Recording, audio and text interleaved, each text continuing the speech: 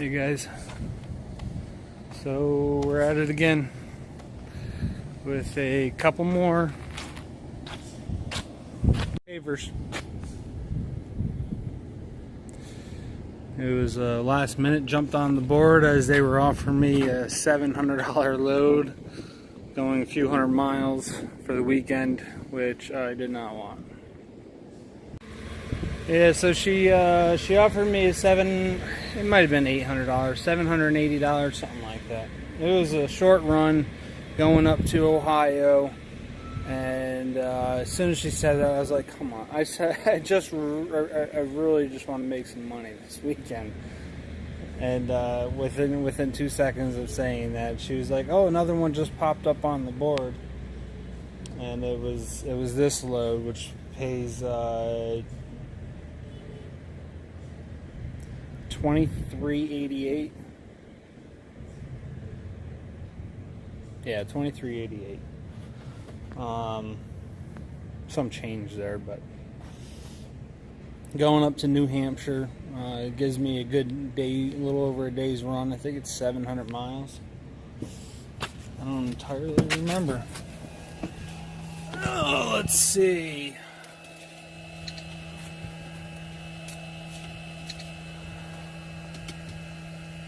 Really? Proceed to the highlighted route. Okay, a lot more than I thought. 908 miles.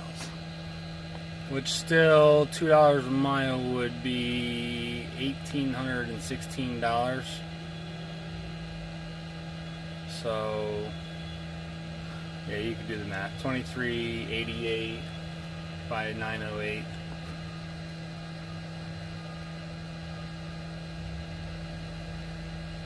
I'm not going to do that in my head right now.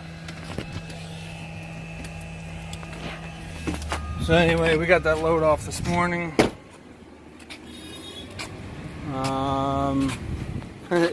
The guy said to me this morning, he said, well, we're supposed to be getting thunderstorms today. I said, well, hopefully it doesn't come until I get out of town. And I didn't quite get out of town before it started pouring. But I had my load off and I got about a mile down the road to the truck stop. So that was pretty cool. I didn't have to sit out there in the rain. And the guy that was actually unloading, one of the guys that was unloading me actually jumped up on the trailer and helped me fold my last tarp. So that was pretty cool. But right now I'm just waiting for the guy to come out and load the machines. I already got the chains all set up, got the binders all set up. Got 4 chains, 8 binders. And like I said, just waiting for him to load them. Alright, this isn't working very well. So one lesson I learned from the last time I did this. Last time I ran the chain through and found out that it was too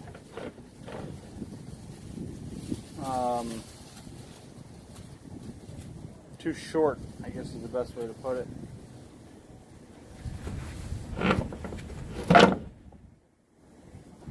Wasn't in the right position that I needed.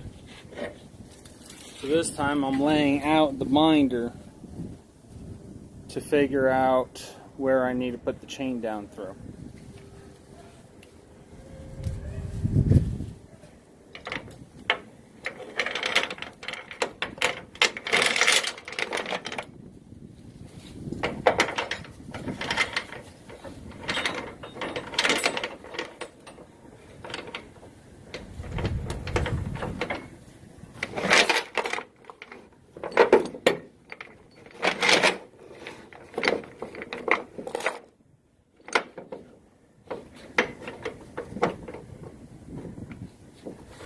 Nope.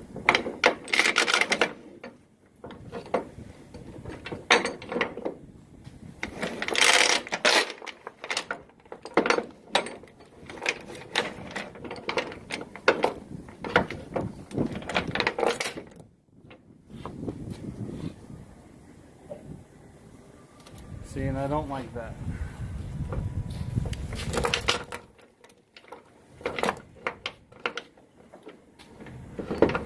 Down to links. can clear up a step. Not by much, but we clear it. Just put it on.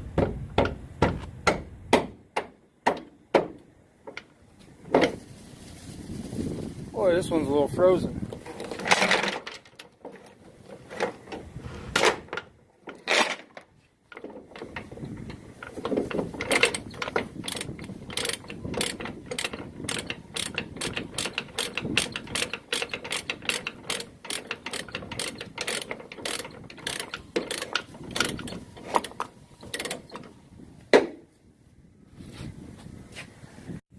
Alright, there we go.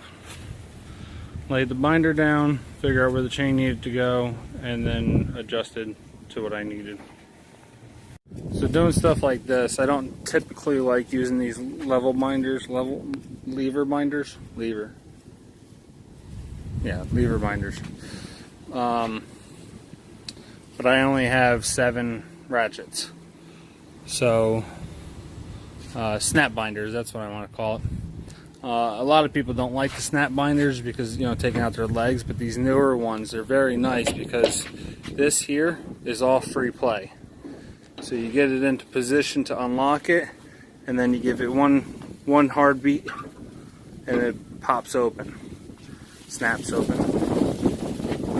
But they're a lot safer designed, so if you're gonna go with the snap binder, I would definitely recommend these ones here. They got a different joint here. I can show you the original joint. That would be your regular joint. So there is no free play there.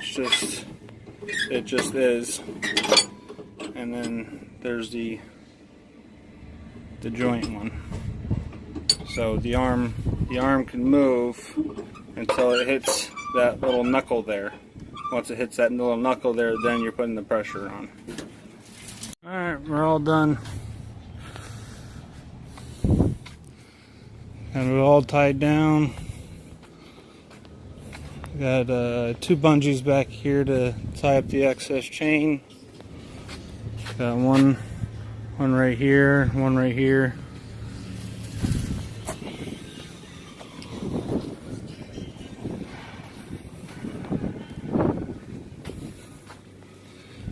I got one here, and I got this one holding this chain and that chain. I'm holding 2 chains right there, 1 hook. Everything's nice and tight. The only thing I didn't like about this load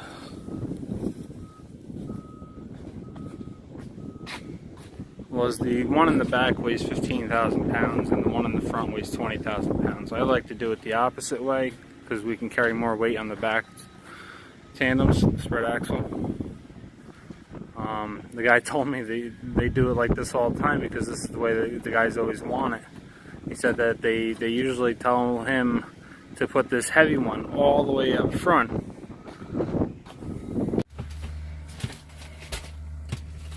It comes down to it just makes no sense to me why the drivers would do that. Let me show you guys something real quick. So my empty weight is 30,760 pounds.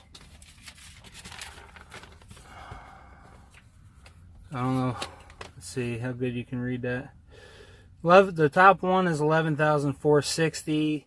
The drives is 12,080 pounds.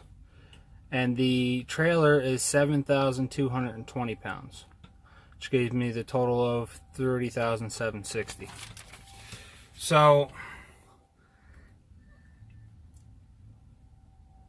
if I put that heavy one all the way to the front, that puts me, I mean, it's not going to be exactly, you know, the whole 20,000 isn't going to be exactly on my drives, but just for ha-has, let's say it is, that puts me at 32,000 pounds.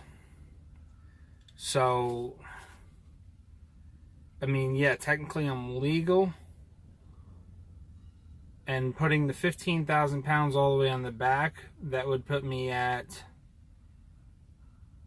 22,000 pounds. Yeah, 22,000 pounds. So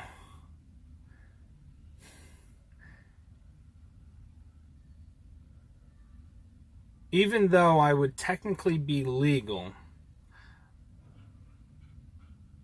I am legally allowed 40,000 pounds on the trailer and 34,000 pounds on the tractor. So I can handle more weight in the back. So I would definitely want more weight to the rear. But just on a fuel just on the fuel side of it, I want the load balanced. Because I don't want to be dragging a load, and I don't want to be carrying a load on my back. I want it all one equal load.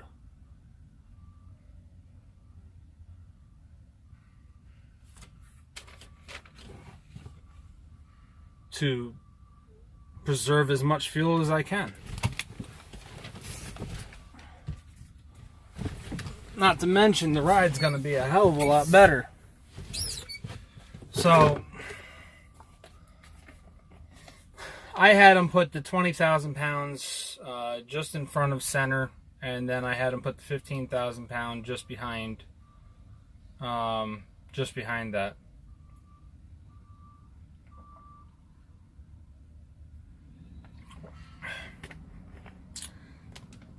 So I'm not saying that my weight's going to be perfect, but if I go scale this out, I'm betting it's going to be pretty close to even. Which I just might do after I top off the tanks.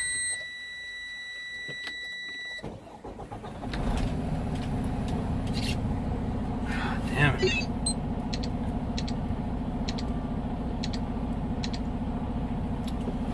So let's see, we got 7 hours left to drive.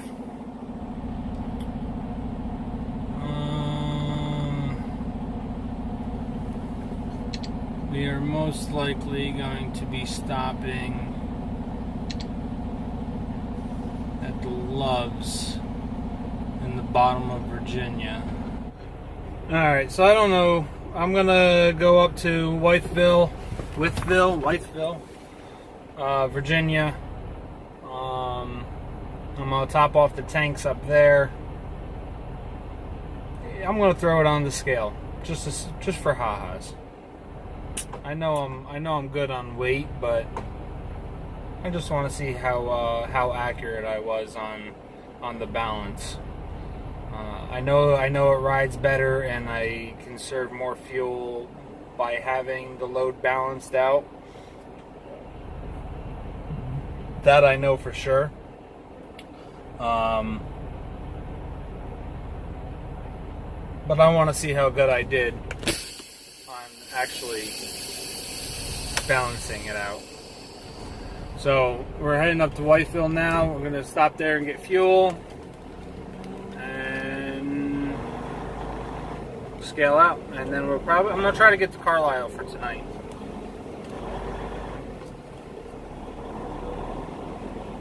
Let's see how we make out.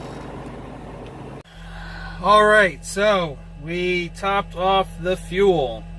We as in I. Because there's apparently somebody sitting next to me that is invisible. I was almost right on to where I thought I would be. I am only a difference of 860 pounds. That was a lot easier than I made it out to be. So here's the ticket. Can you see that pretty good? Alright, so we're 11,340 on the steers, 27,560 on the drives, and 28,700 on the trailer. So if there's anywhere that I want a little extra weight, it's going to be on the trailer, where I'm allowed more weight. And not to mention, with my truck, I have my fifth wheel all the way back because I have a short wheelbase. My wheelbase is only 225. So I have my fifth wheel all the way back, just able to make the clearance, as I stated when I started with Mercer, to make that clearance of the trailer to clear the to clear the headache rack. So I have my fifth wheel all the way back, which in turn, if you think of like a seesaw type deal or an old weigh scale, but either way, being that my fifth wheel is further to the back, the more weight I have on my drives, the more my front end's going to come up. So that's going to be less pressure on my steers. I really don't like it, especially when I'm fully loaded. But for now, it is what it is until I am able to custom order my headache rack, which I don't see that happening for at least another 6 months. So either way, I'm pretty happy with this. I could have put that front one, that 20,000 pound one, I could have put it maybe another 6 inches to a foot forward, and it probably would have balanced it out perfectly. But I was really nervous about it when he was loading it, so I wanted to just be extra sure. I knew I wasn't going to be overweight either way because it was only 35,000 pounds. As I stated before, I'm at 30,760 pounds, I believe it was. So this thing's losing my train of thought. That's my inverter, by the way. So I'm actually able to haul 49,300 and something pounds.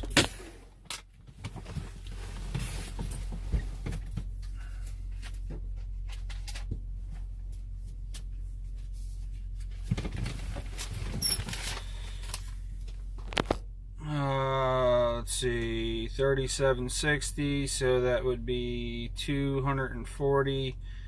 So 49,240 pounds is what I can haul.